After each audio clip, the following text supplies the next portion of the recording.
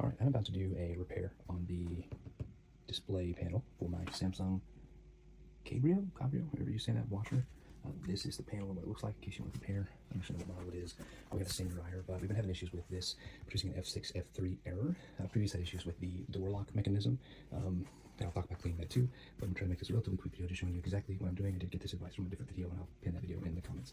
So to fix this, the first thing I'm going to do is take off all these screws. I want to get this panel off, and I need to undo these clips so that I can slide them forward. So we have 1, 2, 3, 4, 5 screws here, six screws in the top, 5 in the top, 2 pins here, and then 1 pin here. I'm also going to take off and disconnect the water as I go through this. All right, I got all my screws off, and the reason you're going to want to take this panel off right here, the flap, is because you're going to tilt this up and you're going to hook these into this to be able to undo clips that hold this off. You'd think you'd be able to get this off, but there's clips that clip inside of this top. So when you flip it up, you're going to want to have something to hold it with. A lot of people will say you can tape the top. If you do have masking tape is the best, just to tape this across the whole top, and that holds the door kind of in place in a couple of spots in the front. I don't do that because I have a little thing right here to lean against, but you could do that too.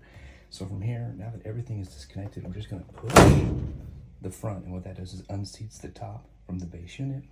And then we lift from the front end here, and you got to find the right spot to get it out. It takes a little bit of work. I have found it's not a perfect fit, but I'm going to flip that up, and then once I get that flipped up, I'll come back and show you where the clips are. All right, so once you get the lift up here, you've got clips right here. It's kind of really rusted. You can see the water damage underneath here. I live in a really hard water area, so what I learned is all the water and the heat and moisture that comes up from here ends up coming up, right, just rising up and getting on the metal.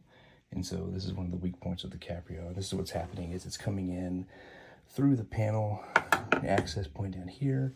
It's just not sealed well, so that water moisture gets in there and it messes with the circuits. And that's why we're doing this. You get these clips, and I have a screwdriver because on this side I can really just push this down and push that out. Okay, not a big deal. On this side, don't quite have the access because of that piece. So we're going to come in here like this.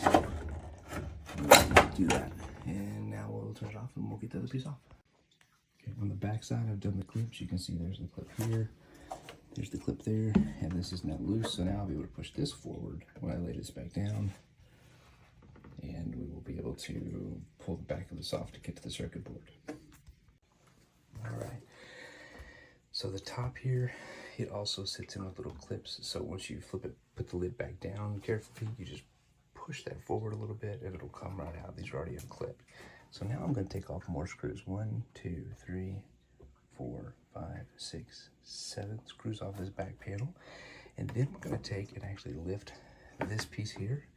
It's confused me a little bit. This whole panel is going to separate from the facing here where the buttons are.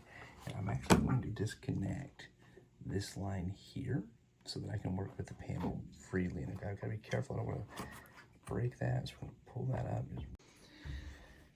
Okay, we're finally to the guts of it. I'm going to show you what the problem is. So the problem is that these little circuit boards here, these little circuits, these have really weak water protection. If you look at the back of this unit, this little foam piece here, this is basically all the sealing protection that Samsung put on this thing.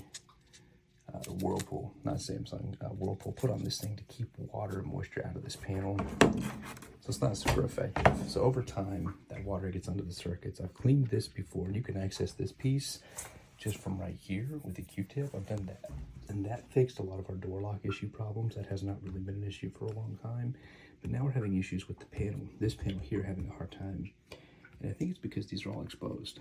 So you can see there's a little bit of buildup. That's right, a little bit of buildup right there. So what we're going to do is we're going to take this kit. I got this from Ben's Appliances. I'm going to link this, his video and the kit in my links here. I don't get anything from this. I'm not affiliated with this guy. This has been great to buy simply because it has everything you need to do the kit. Instead of going and buying a big bottle of this waterproofing stuff, he sends you a little sample basically, and a little brush and dropper and a couple pads. So this is everything you need to do this project. I could not find this at my local big box stores. I didn't want to look around forever, so I ordered it. And I'll also say that when I got the kit, this was missing. It took about a week for me to get it, but I don't mind that. This is a small business. Clearly, he's packaging and putting these together, and he does this as a part of his appliance work. And that's the video that I found. So I'd rather give him, you know, the $20 in weight than go to the big box store and spend $20 to $25 on just a bottle of this. It's going to be huge that I'm not going to need. So what I'm going to do is I'm going to use the wipes. I'm going to clean the circuits here. I'm going to use the other materials here with this, and I'm going to cover the circuits with this material, which should waterproof them, and then put this all back together, and that should keep me from having these problems in the future. All right, I'm done. I'm going to try to show you what this looks like. It's actually really hard to do. If I hover over this one here, try to get close enough and kind of, okay, you can kind of see there. See that shine? That is the waterproofing membrane that now exists over those circuits. All I did was take the dropper that came with this kit, sucked a little bit of that liquid out. Like, I'm saying little, folks.